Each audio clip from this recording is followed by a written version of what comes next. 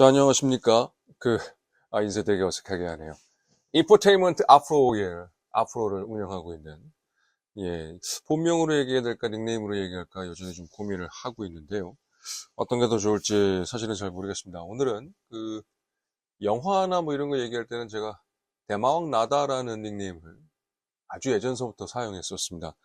오늘은, 영화, One Battle After Another에 대해서 작은 뭐 길지 않게 5분에서 10분 안쪽으로 말씀을 드리기 위해서 이렇게 녹음기를 켰습니다. 자, 영화 뭐 굉장히 화제작이고 수많은 영화 매니아들이 뭐 이렇게 극찬하기도 하고 영화 유튜버들이 그렇게 많이 떠들기도 하고 뭐 그랬던 폴 토마스 앤더슨의 신작. 저는 사실 이 감독의 There Will Be Blood를 제일 좋아했던 것 같은데 상영 시간, 이 러닝 타임 굉장히 길어요. 3시간 가까이 되는 영화이기도 합니다.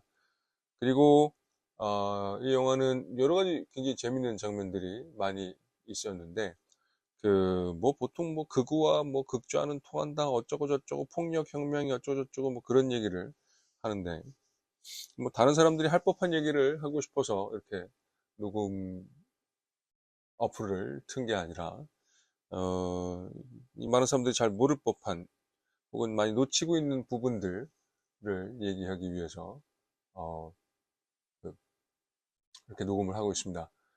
영화에서 이제 내용 들어가기 전에 디카프리오의 무능력한 연기, 무능력한 연기. 실제로 영화의 구조 자체는 뭐 테이큰이 뭐 이렇게 딸내미고 하는 이야기들과 굉장히 비슷합니다만 실제로 본인이 해내는 건 아무것도 없는 그런 연기는 정말 기계 맥히드군요. 그리고 션 펜의 연기는 뭐 말할 것도 없고요. 그 다음에 그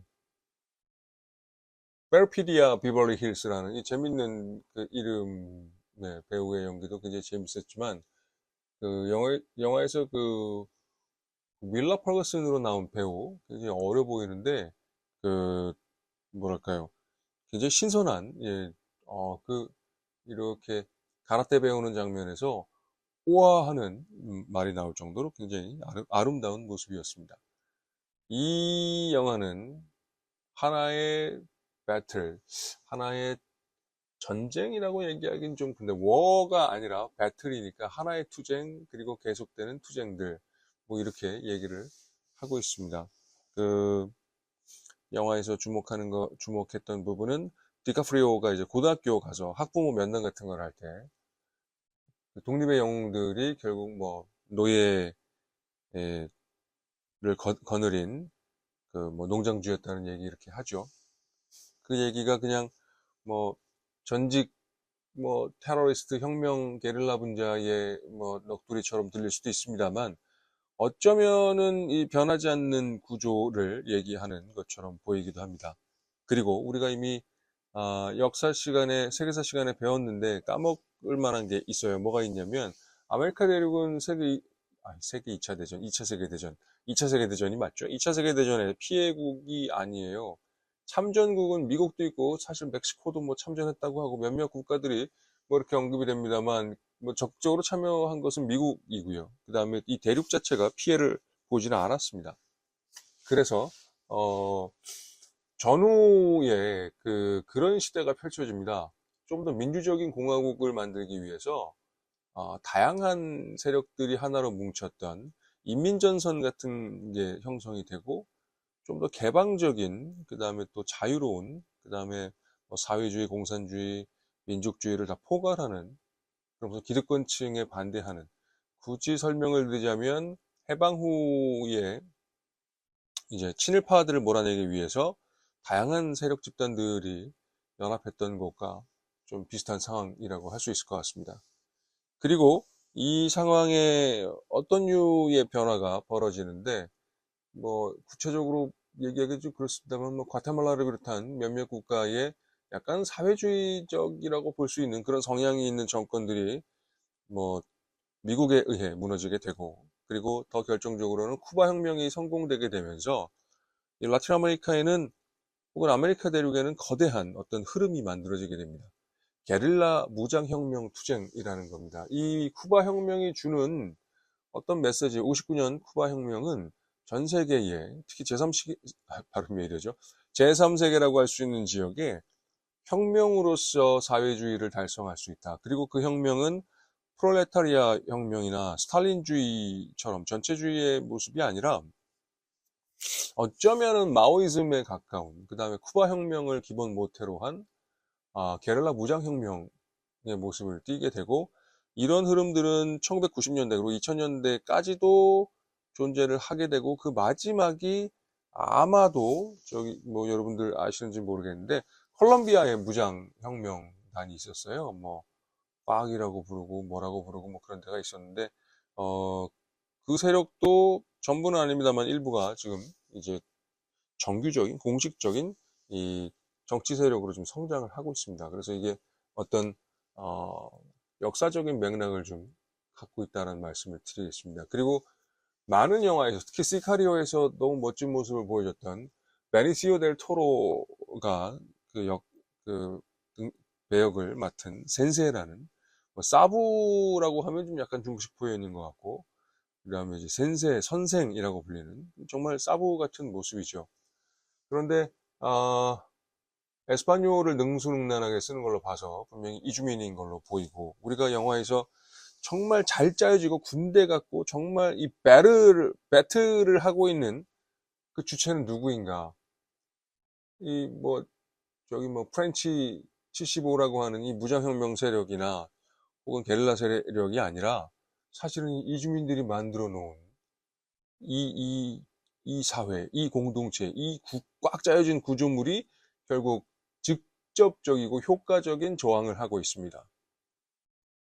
심지어는 동네 꼬맹이들이 이렇게 저기 뭐 그 경찰들 왔다 갔다 군인으로 보이지만 사실은 경찰인, 예, 그 이주민 단속하는 뭐 여러 가지 함의가, 또 현대적인 함의가 있긴 합니다만, 딱 해서 햄 방송으로 막 이렇게 경고 방송하고, 그리고 막 사람들이 몇 가족이 같이 사는지 모르겠습니다만 정말 잘 훈련된 군인처럼 모든 위기 상황에 착착착착착 알아서 막 대처를 하고, 그리고 막 지붕을 통해서 도망가다가 디카프리오가 떨어져가지고 테이저건 맞고 이러고 잡혀갔는데 그를 뽑아내 주는 것도 사실은 숨어있는 그 공동체의 일원이었고, 그리고 마지막에 디카프리오를, 예, 이렇게 잘 무장해서 이렇게 잘 보내주는 것도 베네시오 델 토로. 그 이후의 장면이 이렇게 손을 들고 약간 춤을 추는 것처럼, 예, 그 장면도 굉장히 인상적인 장면이었죠. 그리고 뭐 거의 저항하지 않고 이렇게 달려가는 모습. 누구라도 상상할 수 있는 부분이 있죠. 이 사람은 곧 풀려날 것이다. 왜냐하면 미국 사회에 이제 어떻게 할 수 없을 만큼 절대적인 포션의 이주민들, 특히 멕시코계 이주민들이 있다는 것, 뭐 이런 것들을 함의에서 보여주는 게 이제 너겟 공장의 상황들. 지금 공장에서 일할 사람들이 누구인데 공장주가 지금 이주민들을 쫓아낸다고.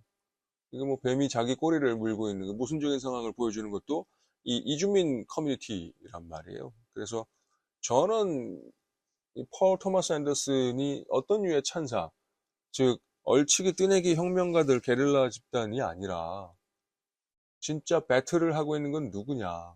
실제 생존이 걸려 있는 이들이고, 그리고 이 배틀은 계속되지만 한쪽이 이기게 되면 결과적으로 둘 다 죽어버릴 수가 있다는 것도 함의하고 있다고 봅니다. 예를 들어서 백인 우월 집단을 몰아내게 버리게 되면 공장주가 사라지는 거니까.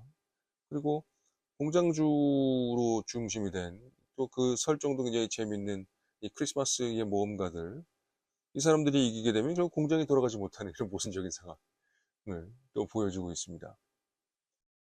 그리고 마지막에 이제 일상을 회복한, 그리고 계속되는 투쟁은 어떻게 이어지느냐.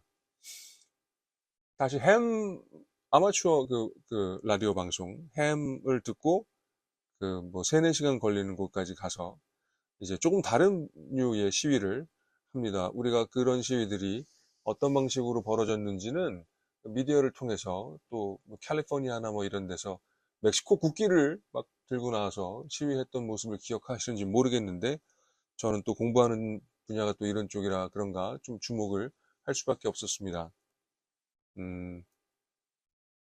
하나의 투쟁. 이것의 승패 여부에 상관없이 끊임없이 이어지는 투쟁이 무엇을 얘기하는 것인가? 이것이 생존 투쟁을 얘기하는 것 같습니다. 제가 볼 때는. 그리고 삶과 투쟁이 하나가 됐을 때 이게 진짜다라는 것을 또 이야기하고 있는 것 같습니다. 그리고 뭐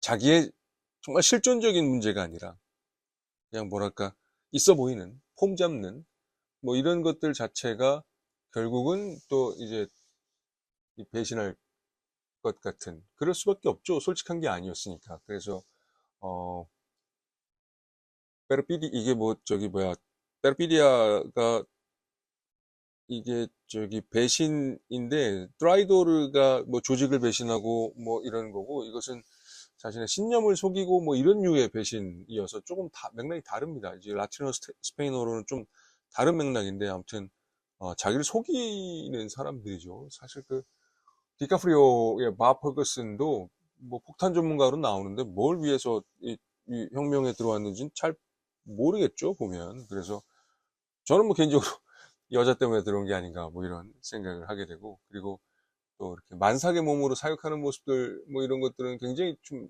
충격을 주면서도 매력적으로 보이기도 하는데 어 오히려 그런 과장된 모습들이 비현실성을 강조하게 되고 그래서 그 현실성이라고 할 수 있는 이주민 커뮤니티 뭐 이게 주목받을 수밖에 없다. 그리고 기억하시는 분이 있는지 모르겠습니다만 베니시오 델 토로라는 배우는 체게바라의 일대기를 다룬 2부작 영화의 주연이기도 했고요. 러스트 파라다이스에서 파블로 에스코바르의 역할을 하기도 했습니다.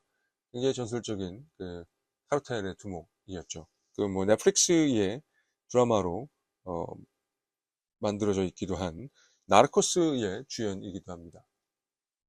물론 베니시오 델 토로가 그 실제 인물 에스코바르보다는 굉장히 미남이긴 합니다만 어떤 말씀을 드리는 거냐면 저는 개인적으로 이게 그 영화 대부에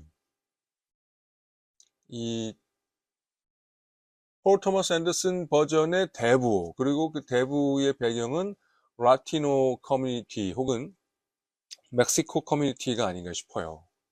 예, 그래서 어떤 면으로는 이 정말 끈끈한 생명력, 사실 그냥 표현으로는 바퀴벌레 같은 이라는 표현을 생각했는데 이게 좀 너무 폄하의 의미가 있는 것 같아서 아무튼 그 정말 죽여도 죽일 수 없는 뭐 그런 뭐랄까요 뭐 좋은 표현들이 별로 생각이 안 나네요. 뭐 잡초, 바퀴벌레 뭐 이런 표현들이 떠오르는데 나쁜 의미로 사용하는 건 아니고요. 정말 그들의 어, 혁명적인 모습들이 잘 그려져 있다. 그래서 멕시코 커뮤니티, 라티노 커뮤니티에 보내는 어떤 찬사가 아닌가.